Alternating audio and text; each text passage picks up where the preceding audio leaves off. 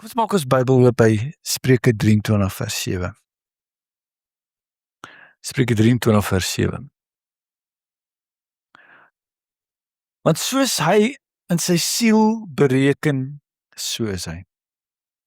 As a man thinketh, so is he. As a man thinketh, so is he. Think about what you are thinking about. What are you thinking about? It's like the sailor whose ship was sinking and he's called, mayday, mayday. I am sinking, I am sinking. And a German soldier or ship close by responded, mayday, mayday, what are you thinking about?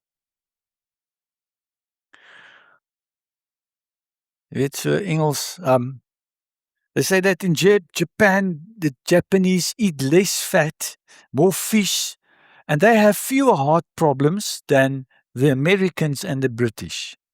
The French eat a lot of meat, eat a lot of fat, and suffer fewer heart attacks than America or Britain.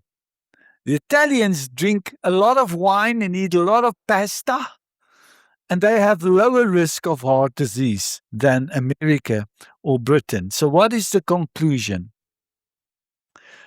You can eat all you want, but don't speak English.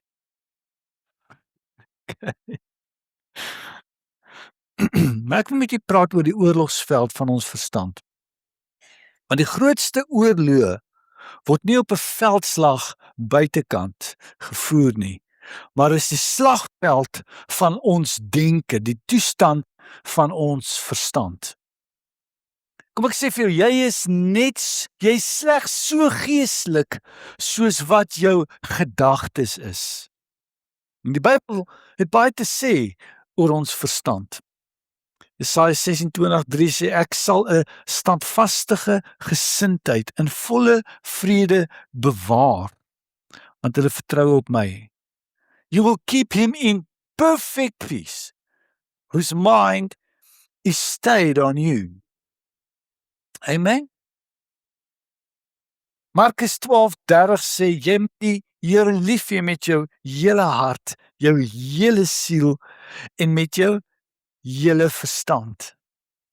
Romeine 12:2 sê, word verander deur die vernuwing van jou gemoed. Filippense 2 sê, let this mind be in you that was in Jesus. Let this mind be in you. 2 Timoteus 1:7 sê, God het ons nie 'n gees van vreesagtigheid gegee nie, maar van liefde, krag en selfbeheersing. Die Bybel sê in Engels sound a mind. A sound mind. Jakobus 1:8 sê 'n dubbelhartige, 'n double-minded man is onstabiel in al sy weë. 2 Korintiërs 1 sê 11, maar ek vrees dat net soos die slang Eva deur sy listigheid bedrieg het, julle sinne so miskien bedorwe kan raak. Ek is so bly God kan doen ver bo alles wat ons kan dink of bid. En jy weet, die sukses en jou mislukkings in hierdie lewe gaan op die slagveld van jou verstand uitgespeel word. Weet, lank voor ons aksies daar is, word gedagtes gevorm. Lank voordat woorde uitgespreek word, word dit in die hart gevorm. Die skrif leer ons dat die toestand van jou hart bepaal die toestand van jou verstand. Toestand van jou hart bepaal die toestand van jou verstand. Persoon wat jy môre word gevorm deur die gedagtes wat jy vandag het. En as ons denke gevul is met twyfel, met vrees en met bitterheid en ongeloof, sal daardie gedagtes uiteindelik tot ongeregtigheid lei in ons lewens. Maar as jy denke gevul is met God se geloof, met waarheid, met liefde, sal jou lewe die vrug van geregtigheid net dra. En vandag vra ons onsself, wat laat ek toe in my gedagtes? Wat laat ek toe? Spreuke 4:22 sê hierdie wonderlike waarheid: bewaak jou hart meer as alles wat bewaak moet word. Want daaruit is die oorspronge van die lewe. Jeremia 17 sê, bedrieglik is 'n mens se hart bo alle dinge. Ja, verdorwe is dit. Wie kan dit ken? Ek, die Here, deursoek die hart. So let daarop dat daar nie staan dat iemand anders jou hart gaan bewaar nie. Die Here gaan jou hart nie bewaar nie. Jou pastoor gaan nie jou hart bewaar nie. Jy moet jou hart bewaar en bewaak. Jy weet, die probleem met sonde is ons hart verhard. Verhard jou hart. Daarom sê Dawid, Psalm 51, Lord, create in me a clean heart. Renew a right spirit within me. Niks is meer belangrik, luister hier, as jou innerlike lewe nie. Die grootste aanvalle is nie van buite nie, maar is van binne. 1 Petrus 3:3 sê, julle versiering moet nie uiterlik wees nie. Haarvleggery en omhang van goud en aantrek van klere, maar die verborge mens van die hart. En die onverganklike versiering van 'n sagmoedige en stil gees, wat baie kosbaar is vir God. 'n Sagmoedig en 'n stille gees. Wie sê, Here, help my daarmee? Want jou hart is besonders waardevol. Wat help dit dat 'n mens wen die hele wêreld, maar jou eie siel ly hy skade? Die hart is die kosbaarste ding wat bewaar moet word in jou lewe. En ons bewaar of ons guard nie dinge wat waardeloos is nie. So hoe bewaak ek my hart? Spreuke 4:23 sê, bewaak jou hart meer as alles wat bewaar moet word, want daaruit is die oorspronge van die lewe. Dan sê hy, verwyder van jou die valsheid van mond. En hou ver van jou af die verkeerdheid van lippe. Laat jou oë reguit kyk en jou ooglede hulle reg voor jou uithou. Maak die pad van jou voet gelyk en laat al jou weë vas wees. Ons bewaak ons hart eerstens deur wat toelaat wat deur ons oë en deur ons ore kom. Die klanke en beelde van wat ons toelaat om in ons gedagtes te kom, word deel van jou hart en van wie jy word. En elke sonde, luister, elke sonde het eers as 'n gedagte begin. Psalm 119 sê, ek het u woord in my hart gebere, dat ek teen u nie sal sondig nie. Hoe hou ek op sonde? Doen deur u woord in my hart te bære, die woord te sien, die woord te hoor, die woord te spreek. En elke daad begin met 'n gedagte. Voordat Dawid met Betseba gesondig het, het hy eers die versoeking in sy denke geakkommodeer. Voordat Josef weerstand kon bied teen die vrou van Potifar, het hy in sy hart besluit, hy sal nie God verloon nie. Hy sal nie teen God sondig nie. He made that decision in his heart before. 'n Goddelike karakter word nie, luister hier, word nie oornag gebou nie. A godly man, godly character gebeur nie oornag nie. Dit word gevorm gedagte op gedagte, woord op woord. Want ons denke is soos vrugbare grond. Wat ook al saad daar geplant word, of dit goed of sleg, dit gaan 'n oes oplewer in jou lewe. En daarom moet ons gedagtes orden. Jy weet, ons moet weier om sondige verbeeldinge te koester in ons gedagtes, in ons verbeelding. Ons kan nie keer dat gedagtes in ons kom nie. Maar ons kan, wanneer het jy al ewe skielik net 'n mal gedagte gehad? Dit onmiddellik vervang met 'n opponerende waarheid wat in die woord van God is. Want dit is hoe jy daarteen beklei. Byvoorbeeld, die vyand sal sê, daar's geen hoop en daar's geen toekoms vir jou nie. Dan sê jy, maar Jeremia 17 sê, ek weet watter gedagtes ek aangaande jou koester, gedagtes van vrede en hoop om jou 'n hoopvolle toekoms te gee. Jy kan nie help dat die vlermuise oor jou kop vlieg nie, maar jy kan keer dat hulle nes maak in jou kop. Amen. Vul jou gedagtes elke dag met die woord van God. Lukas 6:45 sê, die goeie mens bring uit die goeie skat van sy hart tevoorskyn wat goed is. Die slegte mens bring uit die slegte skat van sy hart tevoorskyn wat sleg is, want uit die oorvloed van die hart spreek die mond. Ons woorde openbaar wat in ons hart is. En as jou hart vol geloof is, sal jy geloof spreek.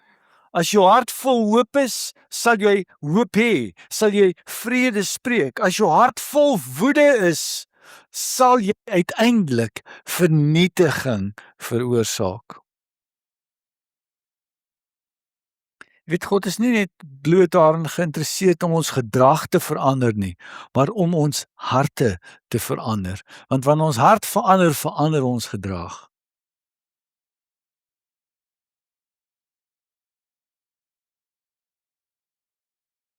Dan sê Romeine 12:2, word nie aan hierdie wêreld gelykvormig nie, maar word verander deur die vernuwing van julle gemoed. Om die denke te vernuwe beteken om die ou leuns van die vyand stil te maak en met die waarheid te vervang. Jy vervang vrees met geloof. Jy vervang bekommernis met gebed. Jy vervang haat met vergifnis. God verander lewens deur denke te verander, deur middel van sy woord en die Heilige Gees wat opereer in jou lewe. Die slagveld van die verstand word tussen goed en kwaad gevoer, reg en verkeerd, tussen waarheid en tussen valsheid. Het jy geweet dat ons kan die waarheid verdedig deur soos God te dink? Jy weet, toe jy 'n Christen geword het, het God nie gesê dat jy moet jou brein weggooi nie. Hy gee jou 'n vernuide brein. Because we can now have the mind of Christ. Amen? Jesaja 55:8 sê, en baie mense gebruik hierdie gedeelte sê, want my gedagtes is nie julle gedagtes nie, sê die Here, en julle weë is nie my weë nie, spreek die Here. Maar wie die Here daarvan praat, is nie die regverdige nie. Want hy sê in die vorige vers, sê hy praat van nie van die gelowige nie, maar hy praat van ons menslike verstand is nie ontwerp om onafhanklik, luister nou, van God se woord te funksioneer nie. Kan ek 'n amen kry? 2 Korintiërs 4:4 sê naamlik die ongelowiges, in wie die God van hierdie wêreld die sinne verblind het, sodat die verligting van die evangelie van die heerlikheid van Christus, wat die beeld van God is, op hulle nie sou skyn nie. Bedorwe sinne, jy weet, oorgegee aan jou eie, ekskuus, oorgegee aan jou eie gedagtes, lyk dit asof daar geen bodem is aan die put waarin die mens se gedagtes kan verval nie. Dinge wat mense hulle kan regverdig en hulle dinge verdraai nie. Ek bedoel, ek en Framyn, ons noem onsself sensitiewe kykers. Want ons, veral wanneer daar violence en wanneer daar vloekery is en wanneer daar veral horror goeters, weet daardie goeters sny ons dadelik af en ek kan nie glo hoe vernuftig die skrywers van hierdie gemors is nie. Hoe kreatief hulle is nie. Die Bybel praat in Efesiërs 4 van mense wat verduister is in hulle verstand en oorgegee is aan onreinheid. En die waarheid van God verander het, sê die Bybel, vir die leuen. Uitvinders van regte dinge en wat geen natuurlike liefde het nie. In Romeine 1, hy praat daarvan. So, hoe veg ons die oorlog in die verstand? Nou, hier is die beginsel. Jy kan nie verander wat jy nie sal wil konfronteer nie. You cannot change what you're not willing to confront. Amen? 2 Korintiërs 10:4 sê, want die wapens van ons stryd is nie vleeslik nie, maar kragtig deur God om vestings neer te werp, terwyl ons planne verbreek en elke skans wat opgewerp word teen die kennis van God en elke gedagte gevange neem tot die gehoorsaamheid aan Christus. Ja, 'n kind van die Here kan 'n vesting hê.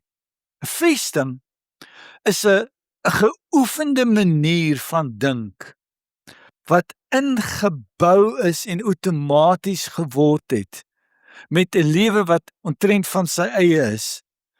'n Vesting beskryf die Bybel as 'n kasteel, as 'n fort, as 'n tronk van denke. 'n Vesting is 'n versterkte toevlugsoord wat in die gees moeilik is om aan te vat en te vernietig. Nou as 'n vesting 'n huis van gedagtes is, dan is elke gedagte gelyk aan 'n baksteen.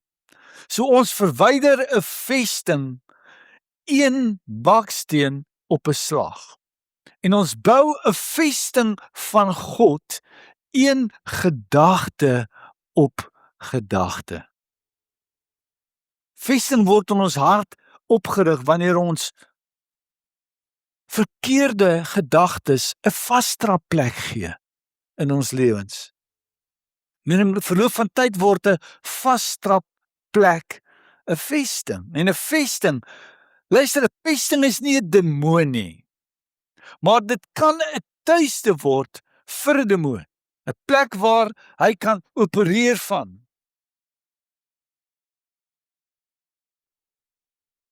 Maar prys die Here, the truth sets us free.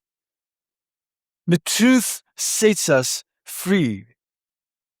'n Onvernieuwde verstand. Hoe lyk 'n onvernieuwde verstand? Nommer 1. 'n Onvernieuwde verstand is 'n verstand wat oorheers word deur vestings van vrees, van verwerping en van minderwaardigheid. Verstand wat gevul is met onreine images, mind pictures, waarmee jy die hele tyd gebombardeer word. 'n Onvernieuwde verstand is 'n verstand wat geïnfiltreer is deur die slim filosofie van mense. Vierdens, 'n verstand wat onverniet is vol negativiteit wat kom uit vrees, bekommernis en angs. 5, 'n korrupte 'n onverniete verstand is 'n korrupte verstand wat die leuns van God glo. Wat die leuns oor God glo. Is 'n verstand, 'n onverniete verstand is 'n verstand wat vasgevang is, luister hierso, in tradisies en godsdienstige oorlewering, valse leerstellings. En hulle glo dit al is dit teenstrydig met die woord. So basies is vestingsleuns wat ons glo. Dis leuns wat ons glo. En om hulle te verwyder, vereis toepassing van die waarheid, van die woord. Ons werp vestings neer deur die waarheid van die woord. En as iets nie saamstem in my lewe met God se woord nie, verwerp ek dit. Dit mag reg klink, almal mag sê dit is so, maar as dit nie saamstem met God se woord nie, I don't accept it. So hoe lyk 'n verstand dan wat vernuwe is? Nommer 1, 'n verstand wat teachable is. Hy's leergierig. Is vry van vooropgestelde idees. Is 'n verstand wat 'n diep behoefte het om God te ken. Longs for God. Vernuwde verstand is 'n verstand wat onder beheer is. 2 Timoteus sê, want God het ons nie gees van vreesagtigheid nie, maar van krag, liefde en van selfbeheersing. It's a mind that can control itself. Derdens is 'n verstand wat kalm is. Filippense 4:7 sê, en die vrede van God wat alle verstand te bowe gaan, sal julle harte en julle sinne bewaar in Christus Jesus. Verstand wat vernuwe is vierdens, 'n verstand wat vergifnis kan gee en vergifnis kan ontvang. Amen. Vyftens is 'n vernuwde verstand, 'n verstand wat wysheid besit wat nie uit sy intellek kom nie, maar uit sy gees uitkom. Jakobus 3:15 sê dit is nie die wysheid wat van bo kom nie, maar is aards. Natuurlik, duiwels. Maar waar afguns en selfsug is, daar is wanorde en allerlei gemeene dade. Verstand wat vernuwe is 'n verstand wat vry is van godsdienstigheid. Verstand wat vry is van fariseerheid, van tradisies. Kolossense 2:8 in die Modern King James Version sê, beware lest anyone rob you through philosophy and vain deceit, according to the traditions of men, according to the elements of the world, and not according to Christ. Is verstand wat die vermoë het om die dinge te bedink wat daarbo is. Sê Filippense 4:8, verder broers, alles wat waar is, alles wat eerbaar is, alles wat regverdig is, alles wat rein is, alles wat lieflik is, wat loflik is, wat 'n deeg en watter lof daar ook al mag wees. Bedink dit. Amen. Dis wonderlik wanneer God ons denke verander. Wanneer die woord ons denke begin beheer. Dan verander jou gesindheid, dan verander jou spraak, dan verander jou verhoudings, dan verander en word jy wyser en dan word jou toekoms in die regte rigting in gestuur. Amen. 'n Vernuwde verstand lei tot 'n nuwe lewe. 'n Nuwe lewe. So, ons kies elke dag wat ons hart gaan beïnvloed. Ek vra om hierdie jouself af te vra, watter gedagtes voed ek? Watter oortuigings vorm my lewe? Weerspieël my gedagtes die woord van God? En wanneer ons harte en ons gedagtes oorgegee is aan God en vernuwe word, begin ons 'n goddelike karakter te ontwikkel. Gedagte op gedagte, woord op woord. So ek wil jy vra om hierdie week 'n besluit te maak om jou denke te bewaak. Jou hart te bewaak. 'n Wag voor jou mond te sit. Die woord daagliks in te neem en te bid voor jy praat of optree. Want weet jy wat, jou mond het baie keer 'n vinniger internetkonneksie as jou gedagtes. Jy vervang negatiewe gedagtes met Bybelse waarhede. Ag Here, help ons om u gedagtes te dink, om u ons weer te maak, om te wandel in die vernuwing van ons gemoed. Ek wil hiermee afsluit. Efesiërs praat van 'n helm van verlossing. Dit is deel van die wapenrusting van God. 'n Helm is 'n beskerming wat om jou verstand gedra word. Dis deel van die wapenrusting van God wat jou gedagtes beskerm. Want 'n hout teen die arm of teen die lyf kan wond veroorsaak, maar 'n hout teen die kop kan fataal wees. En wanneer ons die helm van verlossing, sê die Bybel, aantrek, beskerm dit ons gedagtes. Die helm van verlossing, helmet of salvation, met ander woorde, jou saligheid, dis jou gedagtes gefokus is op my saligheid, op vergifnis wat ek ontvang het, op my identiteit wat ek in Jesus het, en jou ewige saligheid wat vas staan en nie weggeneem kan word van jou nie. Het is interessant dat Jesaja sê dat Jesus het self aan die kruis, het hy die helm gedra.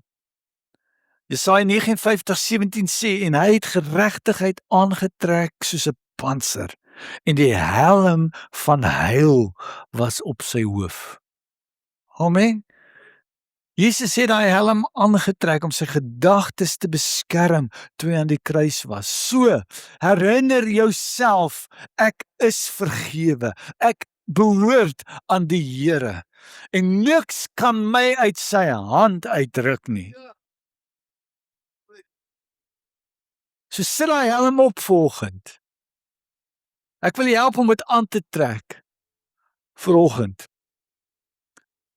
So weet ek wil die Frans saam met my te staan. So wat ons gaan doen? Ons gaan elke redenasie konfronteer. Elke hoofvesting wat homself verhef het tot die kennis van God in ons verstand. Kyk na die gedagtes wat jy het, die redenasies, die verbeeldinge, die manier waarop jy dink, en elke hoofvesting. Hoofvesting beteken dat dis iets wat homself verhef tot 'n hoër posisie as die woord van God in jou lewe. En dan sê die Bybel, ons neem elke gedagte gevange. Vasvat, in gevangenis neem, and you wrap it in the truth of God's word. Amen. Ons verwerp die Satan se leuns. En ek wil u vra om u hand te vat en dit op die verstand te lê en hierdie agter my aan te bely en te lees wat ons wil opgooi asseblief. Kom ons sit ons hand op ons hoof. Kom ons sê die volgende. Ek lê my hande op my verstand. Vader, U sê dat die wapens van ons stryd nie vleeslik is nie, maar kragtig deur God tot die vernietiging van vestings en die neerwerping van elke hoë gedagte wat homself verhef bo die kennis van God. Ek konfronteer elke gedagte en saad wat in my verstand gesaai is, wat teen die wil van God is en in opstand is teen die kennis. Ek lê alles neer wat ek as sterkpunte en krone van my lewe beskou. Die krone van drome en mag, prestasie en vermoëns. En neem dit nou af en lê dit aan die voet van die kruis voor Jesus neer. En verklaar, nie my wil nie, maar U wil moet geskied. Ek beveel elke begeerte wat nie van U afkom nie, om nou te sterf en elke gees van welis om neergewerp te word. God, ek het geen begeerte om my eie weg te volg nie, maar U weg. Ek begeer om U te dien, U doel, U begeertes en U wil. Ek werp elke onrein gedagte, ongeregtigheid, ongeloof, twyfel, vrees en veroordeel af en ek sluit 'n verbond met my oë om toe te wees vir die wêreld terwyl ek my oë op Jesus gerig hou. Ek sal nie na links of regs, voor of agter kyk nie, maar na U, want ek verklaar dat my hulp van U afkom, die God van die hemele. En terwyl ander op perde en strydwaans vertrou, sal ek op die naam van die Here vertrou. En Here, nou bely ons, Here, wat ons gedagtes gevul is mee nou, die woord van die Here. En ek bid, Vader, dat daar lewe sal kom waar daar dood was, dat daar vooruitgang sal kom, Here, waar daar distansie was, in die naam van Jesus. En ek dank U, Here, that we have the mind of Christ, that your word now fills our lives, fills our spirit, and we produce the fruit of righteousness. In the name of Jesus, let the words of our mouth, the meditation of our hearts be acceptable unto you, O Lord. En die gemeente sê, Amen, en die Here seën nie.